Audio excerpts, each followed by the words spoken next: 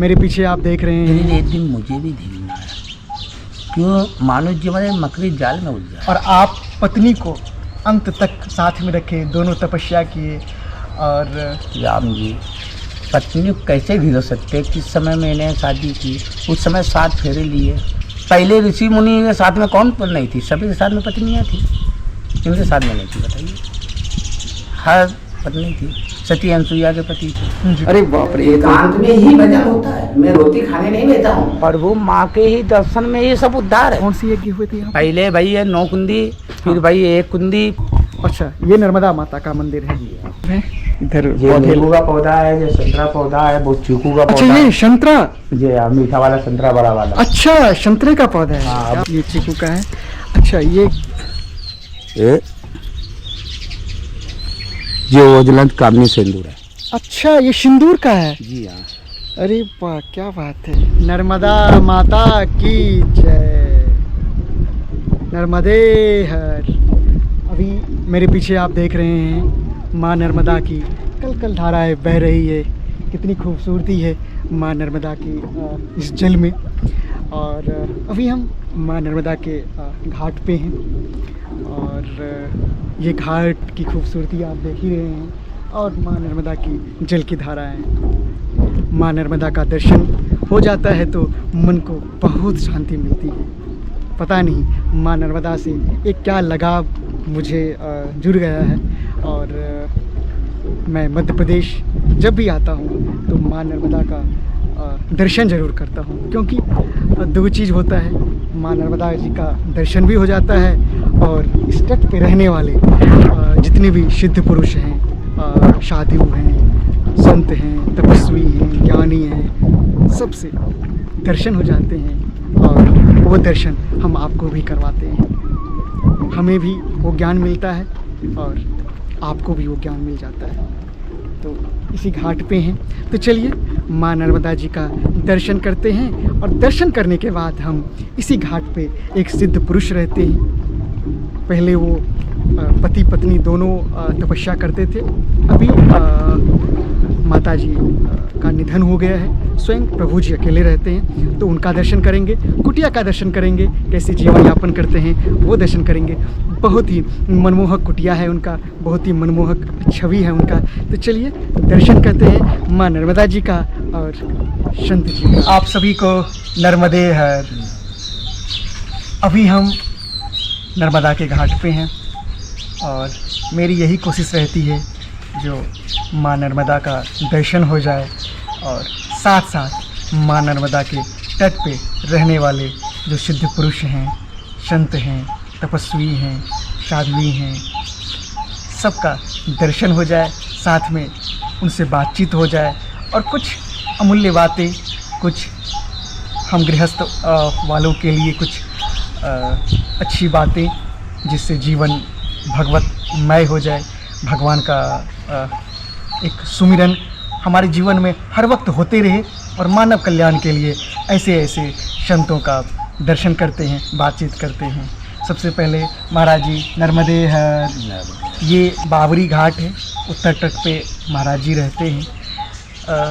महाराज जी और माता जी दोनों साथ साथ रहते थे, लेकिन दुर्भाग्य कहें या सौभाग्य कहें, हमारे लिए दुर्भाग्य हुआ और माता जी के लिए सौभाग्य हुआ जो वो अब भगवान के शरण में चले गए, शांत हो गए। बस 10 दिन हुआ है, तो माता जी का दर्शन हम लोग नहीं कर सके, आप लोग नहीं कर सके। तो कोई नहीं, अभी प्रभु जी से ही बात करते हैं। प्रभु जी, सबसे पहले माता जी शांत हो गए, कैसा लग रहा है? क्योंकि मृत्यु के बाद लोग टूट जाते हैं, खास करके गृहस्थ जीवन में। जी नहीं। और आप सांसारिक मार्ग छोड़ करके वैराग्य में आ गए हैं, तो कैसा लग रहा है आपको? हमें किसी बात सोच रम की चीज़ नहीं है। उनने अपने कर्म किए, शरीर ढील दिए। शरीर एक दिन मुझे भी ढील आया, क्यों मानो जीवन मकड़ी जाल में उलझा है। ये तो मुझे भगवान राम की कृपा है तो मकड़ी जाल तो दिखा रहे हैं। आना जाना तो संसार में सभी को लगा है। और मैं माता जी शरीर दिले में सोच कर लूँगा तो मेरा भजन नहीं हो पाएगा। शरीर राम की कृपा हो, परीक्षा ली हुई। उतने दिन जीवन और मानव जीवन में उतने दिन को भेजा हो मुझे किसी नाम की सोच नाम की चीज़ नहीं है।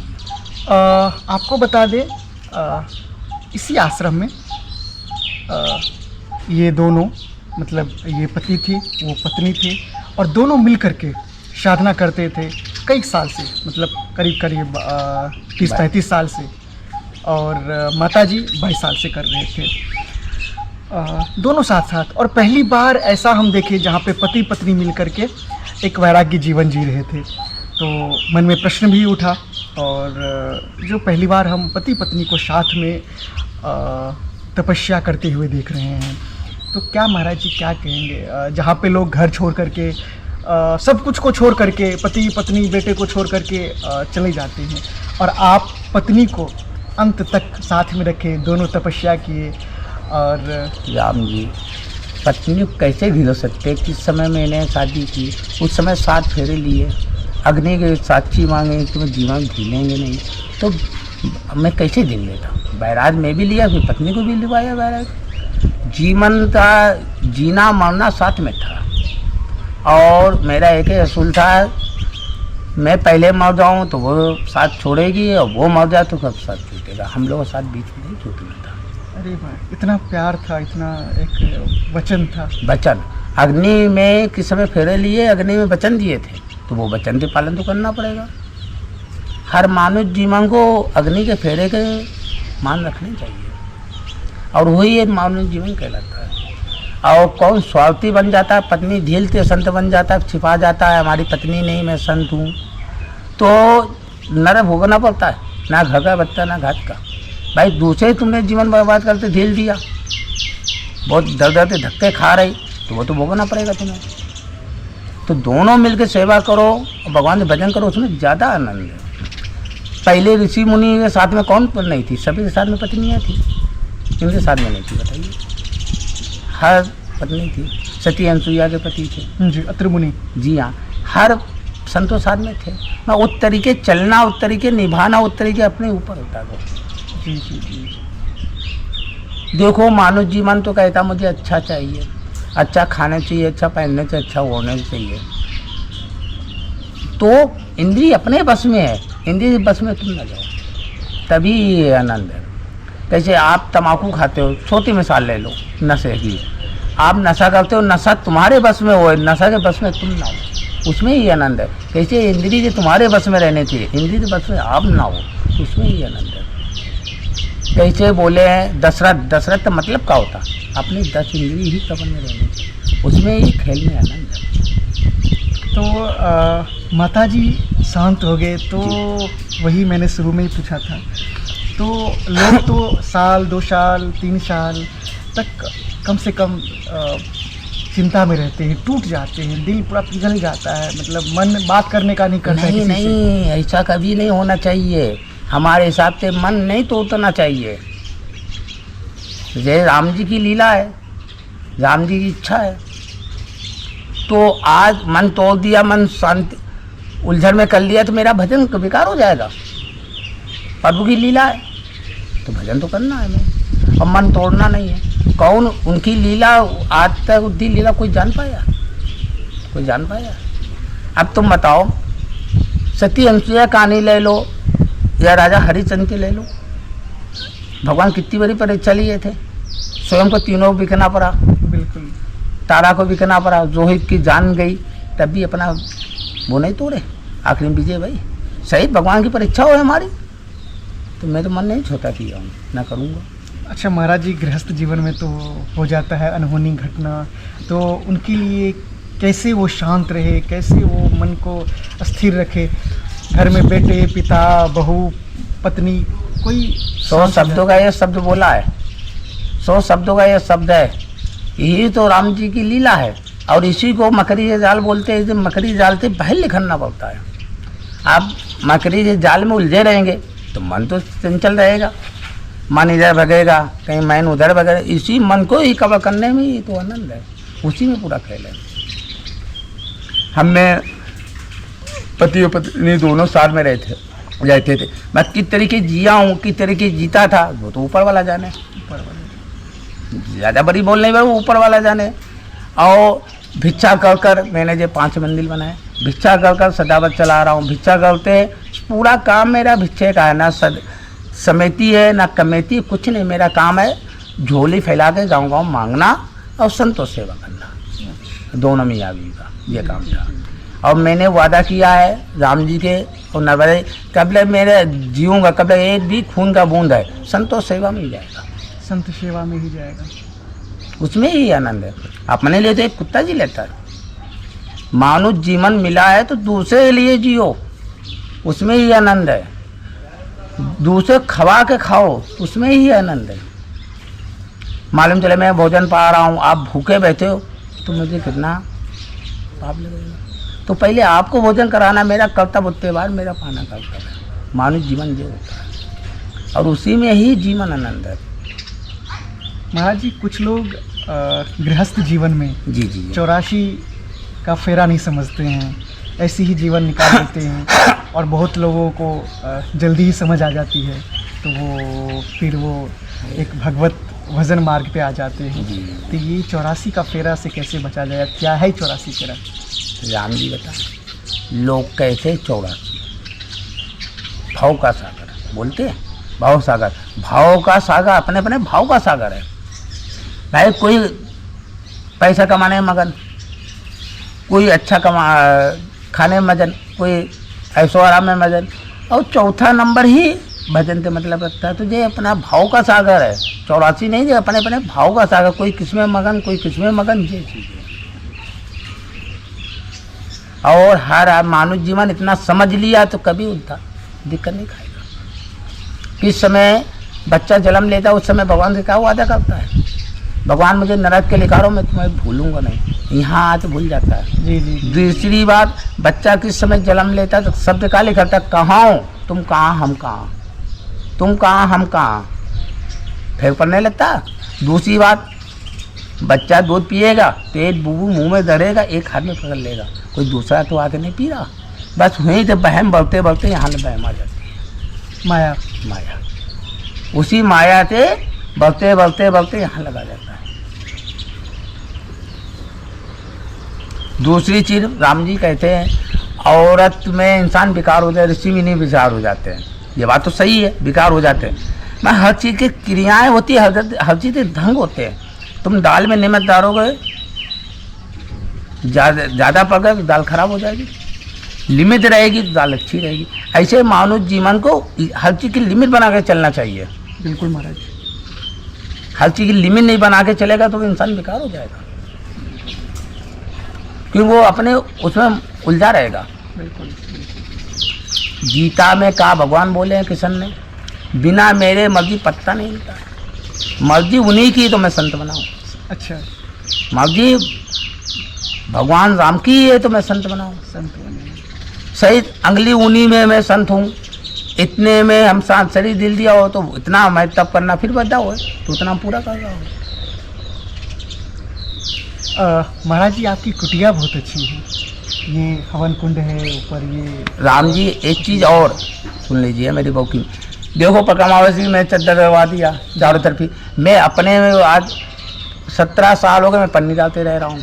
मेरा एक ही कहना है शरीर सुदामा कुटी में ही ढीलूँगा, कब लग ऊपर से बूंद नहीं छुएगा, बरसात में कदर भगवान का नाम कैसे याद आएगा। हवेली बना लूँगा, पक्का बना लूँगा, मैं रहने लग, बरसात में भगवान का बूंद नहीं छुएगा बरसात में तो मुझे भगवान का याद कैसे आएगा। फिर तो ऐसो आराम में हो जाएंगे। मुझे ऐसो आराम नहीं चाहिए, मुझे सुदामा कुटी चाहिए और राम जी के चरण चाहिए, उसमें ही पूरा उद्धार है। महाराज जी वही आपकी हम कुटिया देखेंगे, तो चलिए साथ में कुटिया देखेंगे आपका। तो अभी महाराज जी के साथ हम लोग कुटिया देखने वाले हैं। पहले हम अंदर से प्रभु जी का कुटिया देखेंगे। कुटिया के अंदर आए हैं और ये हमारा अखंड धुना 14 साल हो गए चलते थे, अखंड जोत है 14 साल से चल रही है। ये धुना जी हाँ। अच्छा अच्छा, ये अखंड धुना है, वो अखंड जोत है। अच्छा अच्छा अच्छा, ये अखंड जोत है। ये 24 साल से ऐसे ही है? 14 साल से। 14 साल से, सॉरी। जी हाँ। और अंदर आइए। अच्छा, अरे बाप रे, ये तो बहुत अच्छा।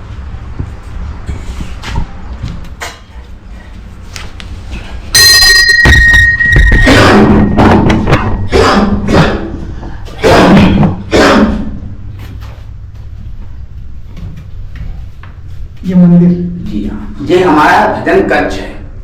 बहुत एकांत में है, शांत है, मतलब आवाज भी ऐसा लग रहा है। एकांत में ही भजन होता है। मैं रोटी खाने नहीं बैठा हूँ, कुछ जीवन करने बैठा हूँ। कम भजन ही साथ जाएगा, बाकी कुछ भी नहीं जाएगा। कितना धन धरो दौलत धरो, कुछ भी साथ नहीं जाना है। जाना का साथ में भजन। पहली बार देख रहे हैं जो घर में एकांत में ऐसा, मतलब मुझे तो आते में ही परेशानी हो रही थी, और इतने एकांत में आप भजन करते हैं। ज्यादा भजन नहीं कर पाते, 2 घंटे बैठता हूँ। अच्छा अच्छा, यहाँ पे अकेले में? जी हाँ। और जैसे ही हम कुटिया के बाहर निकलते हैं तो माँ नर्मदा जी का ये तस्वीर है। प्रभु जी, कितना अच्छा तस्वीर है माँ नर्मदा जी का, और आपका ये भजन कुटिया। प्रभु माँ के ही दर्शन में ये सब उद्धार है। माँ के दर्शन से भी उठते ही पहले माँ के दर्शन ही होने चाहिए। अच्छा, बच्चों के लिए माँ के ही दर्शन होते हैं। वही मैंने देखा आपका ये शयन कक्ष और सामने माँ नर्मदा का ये। बच्चों को सबसे ज्यादा प्यारा क्या होता है? माँ के चरण। मुझे माँ के चरण से दर्शन होने चाहिए सुबह। हाँ, क्या सही में, मतलब देखिए कितना अच्छा ये तस्वीर है माँ नर्मदा जी का। माँ नर्मदा जी बह रही है, और ये तो बाढ़ आता होगा प्रभु जी, तब नीचे तो ही है। ये पूरा पानी आता होगा। चारों तरफ 4 महीने पानी में घिरे रहते। 4 महीने पानी, यहाँ तक पानी आता होगा? पौधे लगे, अरे चारों तरफ पानी, 4 महीने पानी में घिरे रहते। फिर तो रास्ता सब बंद। हमें रास्ते के क्या लेना देना, प्रभु के चरणों के मतलब है। चलिए, तो ये प्रभु जी का शयन कक्ष है, यहाँ पे प्रभु जी सोते हैं। और अब हम चलेंगे बगीचे, और उससे पहले ये परिक्रमावासी के लिए यहाँ पे भोजन प्रसादी बनता है। वही महाराज जी पूरे परिक्रमावासी यही रोकते हैं। अच्छा, यही शाम को भोजन देते हैं, सुबह चाय देते हैं, ओढ़ने खातिर कंबल देते हैं, दसाने खातिर गद्दे देते हैं। सब फ्री में, सब मुफ्त, सब ऊपर की कृपा है। तो ये एक कितना अच्छा है।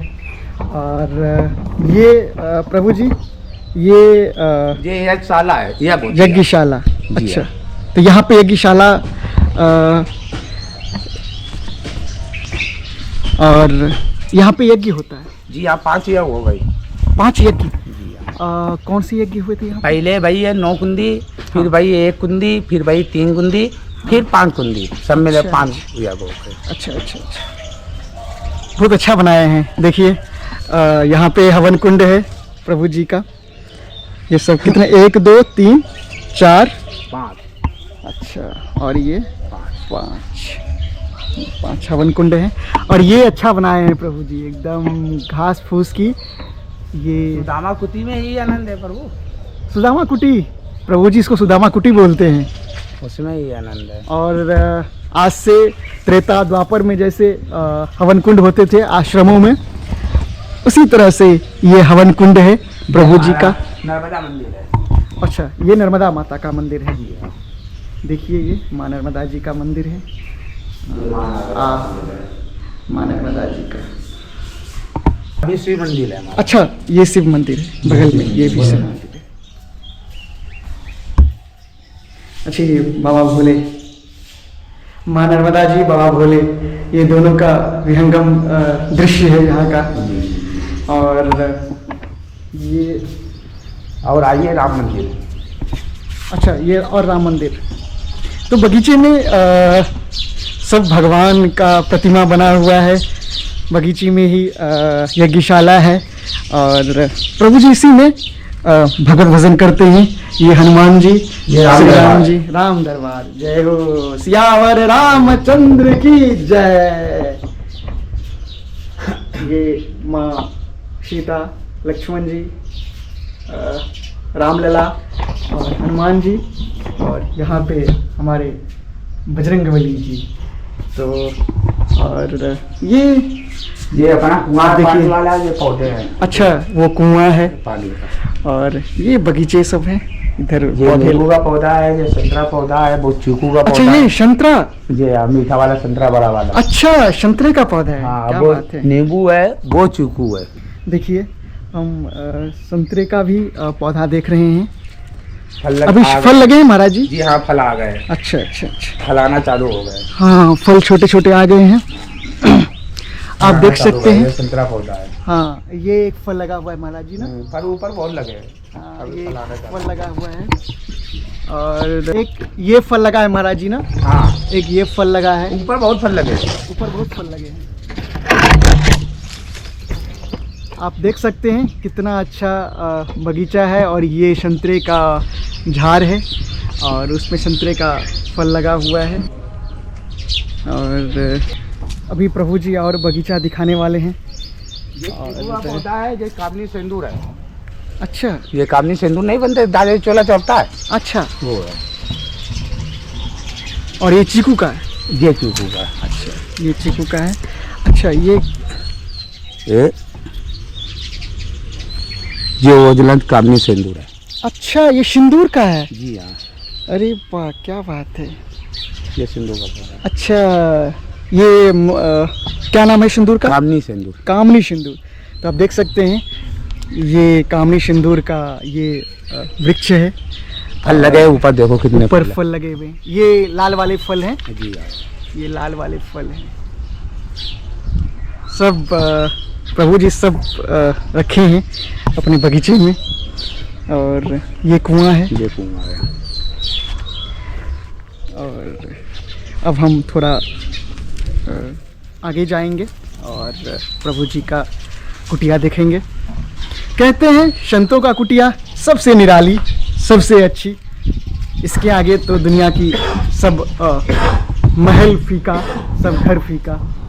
और संतों की कुटिया तो सौभाग्य वाले आते हैं, सौभाग्यशाली वाले लोग देखते हैं। चारों तरफ फल के पौधे लगे, चारों तरफ आम के पौधे दरबारा हैं, फूल के हैं। और आप देखिए एक तरफ माता जी का ये समाधि है। अच्छा, ये माता जी का समाधि है। जी हाँ, आप देखिए यही वो माता जी हैं जिनके बारे में हम लोग बात कर रहे हैं। सबसे बड़ी बात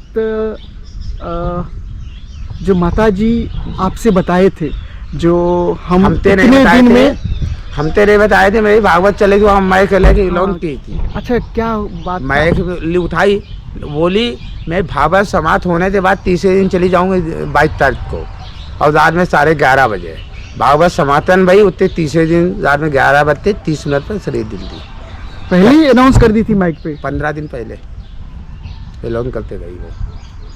तो मरने से सॉरी उनके जो वो जब शांत हुई तो उससे कुछ देर पहले कुछ हुआ होगा उनको? कुछ भी नहीं, हम दूध चाय पानी नहीं पीती थी, गला बैठ गया था। आखिरी समय मैंने एक 2 चम्मच दूध पिलाए, मेरा हाथ ऐसे पकड़ी, हाथ पकड़ने कहीं सीताराम, बस इतना सीताराम करते शरीर दी। सीताराम कहते ही हाथ पकड़ते शरीर दी।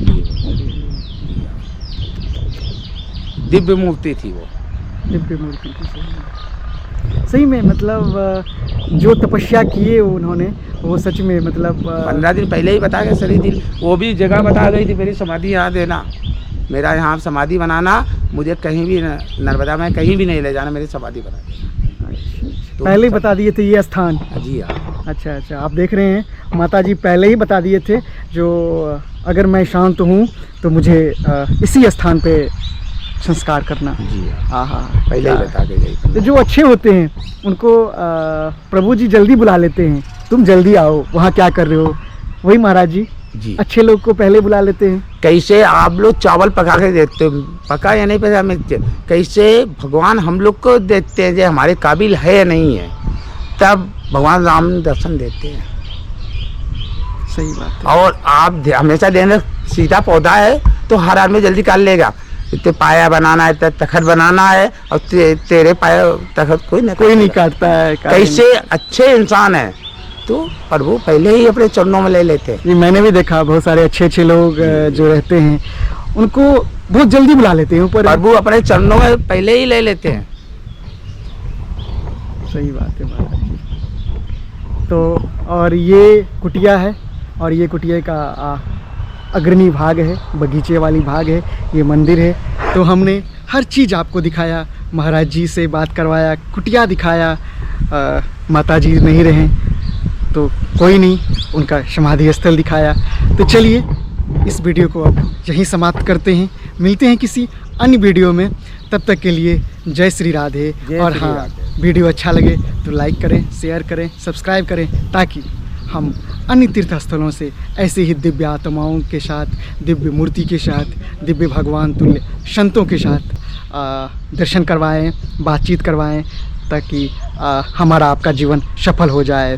राधे राधे, नर्मदे हर, जय सिया राम।